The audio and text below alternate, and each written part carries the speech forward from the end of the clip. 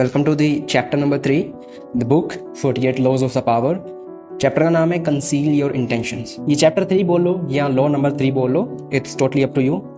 And conceal your intentions basically mean is conceal word is refer to hide something, किसी चीज़ को छिपाना।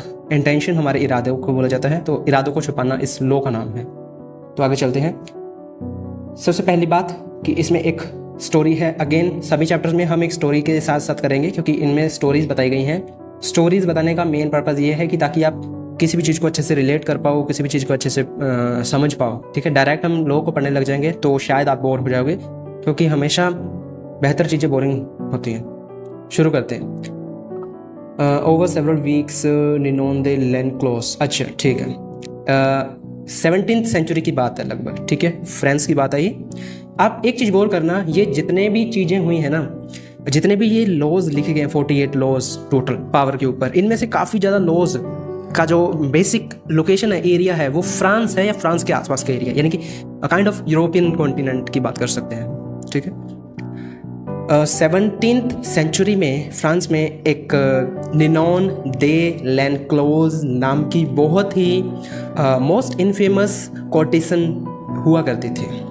Most infamous कॉर्टिसन्स का मतलब होता है कि एक थोड़ी सी बदनाम, कॉर्टिसन्स का मतलब होता है वेश्या, समझ गए होगा। ठीक है, 17 हुआ करती थी। लिसन पेशेंटली एंड मोरक्विस दे सेविग्ने, ये जो नाम आया ना मोरक्विस, ये भी एक उसी टाइम का एक इंसान था। अब ये जिस टाइम की बात चल रही है, इस समय जो मोस्ट इनफेमस कॉर्टिसन्स हैं, वो उसकी जो एज है वो है 62 ईयर। ठीक है, लेकिन जो ये मोरक्विस है, ये बहुत ही हैंडसम, बहुत ही डैशिंग और इनएक्सपीरियंस्ड बंदा है रोमांस के अंदर। इसकी एज है 22। ठीक है, बहुत ही जवान सा लड़का है। ये स्टोरी शुरू हुई है, थोड़ा सा इन्जॉयमेंट के साथ देखोगे तो ज़्यादा बेहतर तरीके से समझ आएगा। अगर आप इसको ऐसे बहुत सीरियस होकर सुनोगे तो शायद थोड़ा सा कुछ चीज़ें ऊपर से चले जाएं। ठीक है, एक ऐसे सुनो कि मैं कोई कहानी बता रहा हूँ और आप सुनते चलो। ठीक है, कहाँ आपको क्या चीज़ पकड़नी है वो मैं अपने आप बता दूंगा। ठीक है, तो अब तक हमने बात की कि 17th सेंचुरी फ्रांस की बात की। ठीक है, हम पूरा नाम नहीं लेंगे, पूरा नाम थोड़ा मुश्किल है फ्रेंच लोगों के। निनोन जो कि इनफेमस कॉर्टिसन्स होती है। कॉर्टिसन वर्ड का जो बेसिकली मीन है ना, ये टर्म उनके लिए रेफर की जाती है जो कि बहुत ज़्यादा अपने टाइम की बहुत ज़्यादा वैसी प्रोस्टिट्यूट्स बोल सकते हैं जो कि बड़े बड़े क्लाइंट्स को डील करती हैं। बड़े मतलब जिनके पास पैसा ज़्यादा होता है। ठीक है, तो ये वहाँ के पॉलिटिशियंस के साथ, अपने पॉलिटिशियन या वहाँ के जो राजा थे, राजा के भाई थे, वो इनके क्लाइंट्स थे। ये ऐसे हर किसी को she don't give offer to anyone. ठीक है, सिर्फ वही लोग जो अपर क्लास के होते हैं, इसलिए कॉर्टिसन्स का यूज़ किया जाता है। कॉर्टिसन का यूज़ आज के ज़माने में कुछ और चीज़ों के लिए यूज़ किया जाता है, लेकिन पहले के ज़माने में अगर हम रेफ़र करें पास्ट में, हिस्ट्री में, तो यही होता है। ठीक है, उसके बाद यहाँ पर दो लोगों की बात की है, निनोन एंड मोरक्विस। मोरक्विस है एक जवान लौंडा, निनोन है एक एक्सपीरियंस्ड। ठीक है, तो मोरक्विस एक इंसान को अपनी तरफ सेड्यूस करना चाहता था। ठीक है, इंसान मतलब कि एक थी, लड़की थी या फीमेल थी, तो वो निनोन से ना काफ़ी ज़्यादा प्रभावित हो जाता है। ठीक है, तो वो इससे पूछता है कि हाउ आई शुड अप्रोच हर, कि वो मना ही ना कर पाए, because he fail in love with the first side. ठीक है, लव फर्स्ट साइड कहते हैं, सेम ऐसा ही कुछ था। उसके बाद unable to bear inaptitude in any realm letting the seducing woman, she decided to, ठीक है, she decided to take the young man under her wings, यानी कि उसने सोच लिया था, उसने डिसाइड कर लिया था कि हाँ, इस बंदे को मैं ट्रेन कर दूंगी इसमें। ठीक है, first he had to understand that this was a war and that the beautiful contents was a citadel to which he had to lay siege as carefully as any general। अब देखो थोड़ी सी language hard है, लेकिन आपको अच्छे तरीके से समझाने का काम शायद मैं कर सकता हूँ अगर आप मुझे टाइम दे तो अच्छे तरीके से। देखो इसमें क्या कहा, पहली बात उसने जो बोली उस लड़के को, वो ये बोली कि तुम्हें ये चीज़ समझनी होगी कि ये एक वॉर है, जो जिस काउंटेस के पास जा रहे हो ना, काउंटेस का मतलब होता है एक बहुत ही रईस सुंदर औरत। ठीक है, उस टाइम के रेफरेंस की बात कर रहा हूँ। आज के टाइम में शायद हो सकता है कुछ इसका अलग मतलब हो, उसका मुझे पता नहीं, मैंने तो पहले की स्टोरी पढ़ी है, पहले के टाइम में देखा। तो कहाँ पर थे हम? हाँ, पहले तो तुम्हें यह समझना पड़ेगा कि ये एक वॉर है, इसको ऐसा मत समझना, बहुत लाइटली मत लेना। ठीक है, दूसरी बात, तुम ये जो एक जो काउंटेस है वो एक सिटाडेल है। सिटाडेल एक वर्ड यूज़ किया जाता है किसी दुर्ग हिंदी में दुर्ग बोलते हैं, इंग्लिश में हम इसको फोर्ट भी बोल देते हैं, फोर्ट, ठीक है, किले जो होते हैं उसको बोल सकते हैं, ठीक है। To which he had to lay siege as carefully as any general. वो जो लड़की को, जिस लड़की को तुम सड्यूस करना चाहते हो, वो एक लड़की नहीं है, उसको ऐसे समझो कि वो एक किला है, एक दुर्ग है, एक फोर्ट है, ठीक है। उसको तुम्हें एज ए जनरल, जैसे सेना में जनरल होते हैं, जैसे वो कवर अप करते हैं, घेराबंदी करते हैं और फिर उसको जीत लेते हैं, तुम्हें उस तरीके से चलना होगा, ठीक है। यहाँ तक आगे चलते हैं।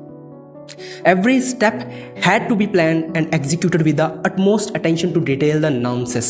हर स्टेप मतलब कि तुम अगर एक पैर भी कहीं जगह पर रख रहे हो तो उस पैर पर क्या क्या प्रॉब्लम्स आने वाली है ये तुम्हें पहले डिसाइड करना होगा। हर पॉइंट के प्रोज एंड कॉन्स हमें पहले से पता होना चाहिए, ठीक है। अब ये आप सोच रहे हो कि एक लड़की को मतलब इंप्रेस करने के लिए इतना कुछ धीरे धीरे पता चलेगा आपको, ठीक है, ठीक है। Instructing the marquis to start over. देखो यहाँ पर इंस्ट्रक्शन स्टार्ट हो गए थे मॉर्क्विस के, ठीक है। Ninon told his approach the countess with a bit distance, ठीक है। निनोन ने सबसे पहला वर्ड क्या कहा, अप्रोच करो उस काउंटेस को with a bit of distance, दूर से हेलो हाई करो, बिट ऑफ डिस्टेंस, ठीक है, सब चाहिए। उसके बाद an air of non challenge. देखो नॉन चैलेंज क्या होता है, बेपरवाही, ठीक है। यहाँ पर हमें जैसे कि हम किसी दूर खड़ी फीमेल को ऐसे हाई हेलो करते हैं तो यहाँ पर एक ऐसा होता है कि एक हालांकि हल्का सा हमें फील आता है कि दिस इज मतलब बेपरवाही, जैसे उसने ऐसे ही चलते फिरते हमें हाई हेलो कर दिया, ठीक है। फर्स्ट पॉइंट ये किस चीज़ के लिए था, उसकी अटेंशन ग्रैब करने के लिए कि हाँ मैं भी हूँ यहाँ पर, ठीक है। Next point, the next the two were along together, she said he would confined का मतलब होता है छुपाना या हाइड या गुप्त चीज, in the countess as would a friend but not a potential lover. देखो उसने कहा कि तुम्हें ऐसे तरीके से काम करना होगा, ऐसे कन्फाइंड तरीके से काम करना होगा काउंटेस के साथ कि तुम उसे लगो कि यू आर माई फ्रेंड।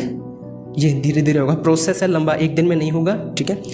उसे ऐसा हल्का हल्का फील हो कि यू आर माई फ्रेंड, मतलब ऐसा हर रोज एक फेस को देखते तो वो हल्का हल्का फ्रेंड वाली वाइब देने लगता है, लेकिन but not a potential lover, ठीक है। और ये उसने क्यों कहा, ये उसके कहने का मकसद ये था कि in that area, in that kingdom everybody was fan of that girl because she was beautiful, ठीक है। इसलिए कहा था कि don't being a potential lover in front of her, जो भी डेडिकेशन जो भी डेस्परेट हो तुम उसके लिए वो अपने अंदर रखो, उसको ऐसे लगो hi bye, that's kind of thing, ठीक है। नेक्स्ट पॉइंट जो हमारा आता है, दिस हैड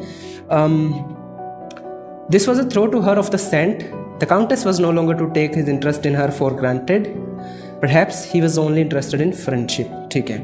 ये चीज़ उसने इसलिए बोली थी कि ताकि उस काउंटेस को लगे कि ये इंसान मेरे लिए सिर्फ फ्रेंडशिप में इंटरेस्टेड है, अदरवाइज इंटरेस्टेड नहीं है। Ninon plan ahead, once the countess was confused, वो थोड़ी सी कंफ्यूज हो गई थी काउंटेस की, सिर्फ दोस्त मतलब मेरी इतनी सुंदरता का कोई फायदा नहीं हुआ, तो वो कंफ्यूज हो गई थी। It would time to make her jealous, this time it's would be make her jealous.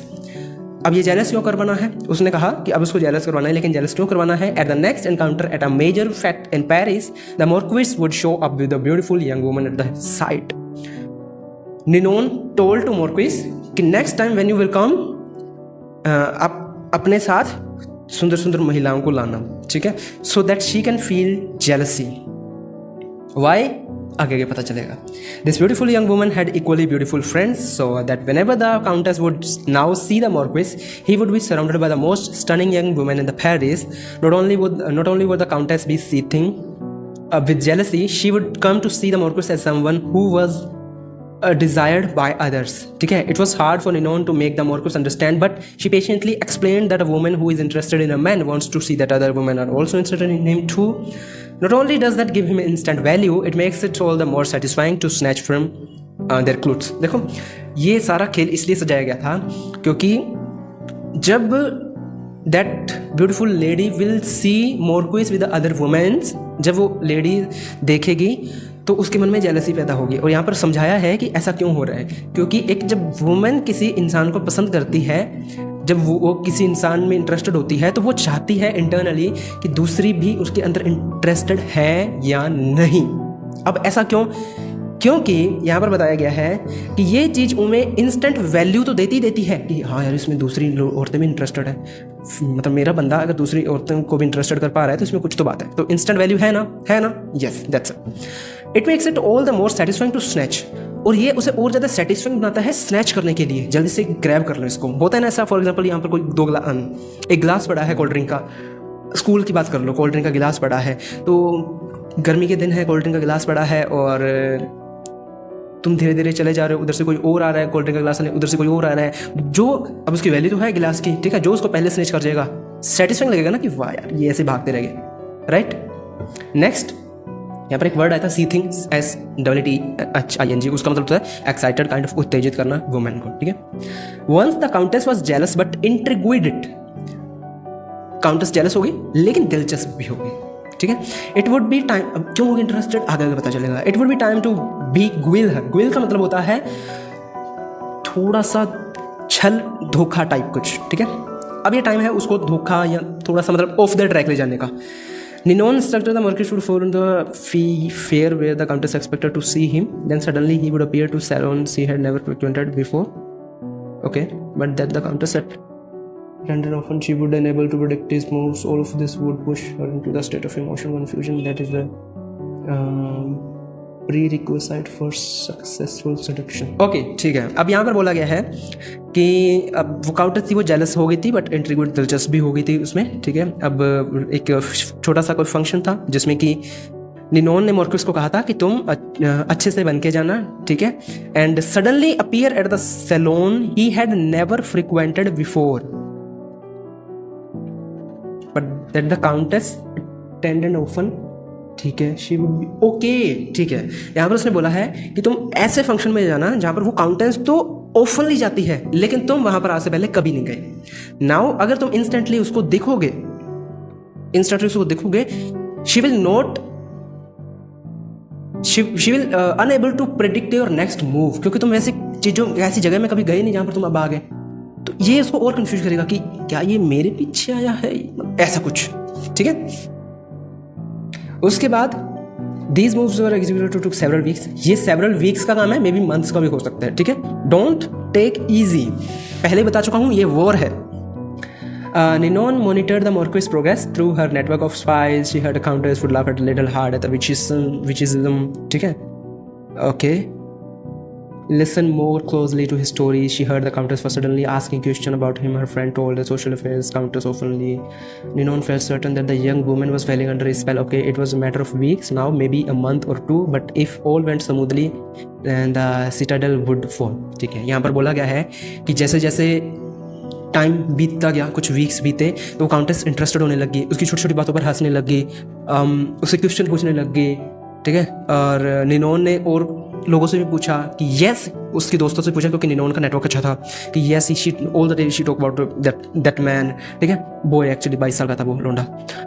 और निनोन को अब लगा था कि अब कुछ और टाइम के बाद मे बी 1 महीना या ज़्यादा से ज़्यादा 2 महीना अगर सब कुछ स्मूथली चलता रहा ना तो ये सिटाडेल डेफिनेटली गिरेगा, यानी कि ये दुर्ग, ये किला डेफिनेटली गिरेगा, यानी कि इस लड़की को प्यार हो जाएगा।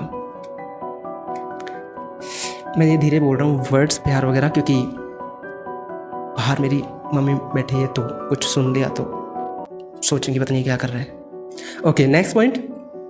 अ few days later the marquis was at the countess home. They were okay, ये चीज़ तुम्हें समझनी बहुत ज़रूरी है भाई, अगर ये चीज़ नहीं सीखी तो सब कुछ फिनिश हो जाएगा।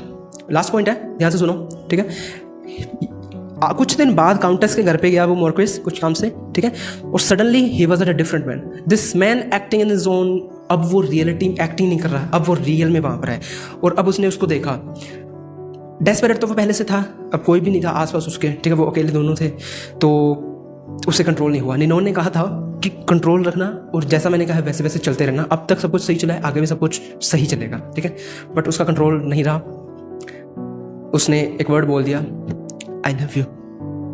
और यहाँ पर जो काउंटेस थी, यंग वुमेन सीम्ड कंफ्यूज्ड, अब वो यंग वुमेन कंफ्यूज हो गई थी। And reaction he didn't expect, उस लड़के से ये एक्सपेक्ट नहीं किया था उसने, ठीक है, इतनी जल्दी। और मतलब she became polite, then executed herself for the rest of evening. She avoided his eyes, but not there. Good night, and the spell was broken. सब कुछ खत्म हो गया, ये जादू, द स्पेल वाज ब्रोकन, मतलब ये जादू चलाया था उस पर, वो सब कुछ खत्म हो गया, ठीक है। सिर्फ इतनी सी बात है। अब आप सोचोगे कि अरे वो तो पसंद करती थी ना उसको, इसका रीजन पता क्या था? इसमें से बताता हूँ, मैं खुद की इंटरप्रिटेशन बताऊँगा, ठीक है। Now Ninon knew everything about the art of love, ठीक है। निनोन को सब कुछ पता था जादू के बारे में, प्यार के जादू के बारे में। The greatest writer, thinker, politician of the time he had her lover, ठीक है। जो ग्रेटेस्ट राइटर थे, पॉलिटिशियन थे, थिंकर थे, वो सब उसके अफेयर्स रह चुके हैं निनोन के, तो उसको ज़्यादा पता था, ठीक है, इसकी सिलेक्शन काम कैसे करता है।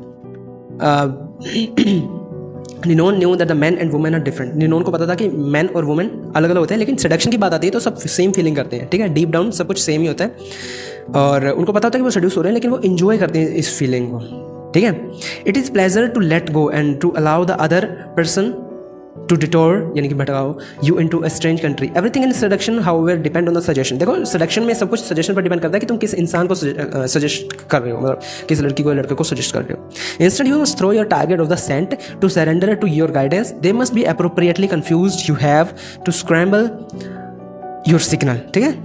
Appear interested in another man or woman's, then hint at being interested in the target, then fan का मतलब उदासीनता, indifferent, on and on. Such pattern not only confuse, they excite. देखो पहला तो तुम्हें सजेस्ट करना बहुत बड़ी बात है कि तुम किस टाइप के इंसान को सजेस्ट करते हो, ठीक है। डायरेक्टली तुम अपने टारगेट को जाके कुछ भी बोल दोगे, इससे ज़्यादा बेटर तुम्हारे लिए ये रहेगा कि तुम एक अच्छे से तरीके से काम करो, छोटे छोटे सिग्नल्स भेजो, जैसे मोर्क्विस ने भेजे थे, ठीक है, ऐसे सिग्नल भेजो।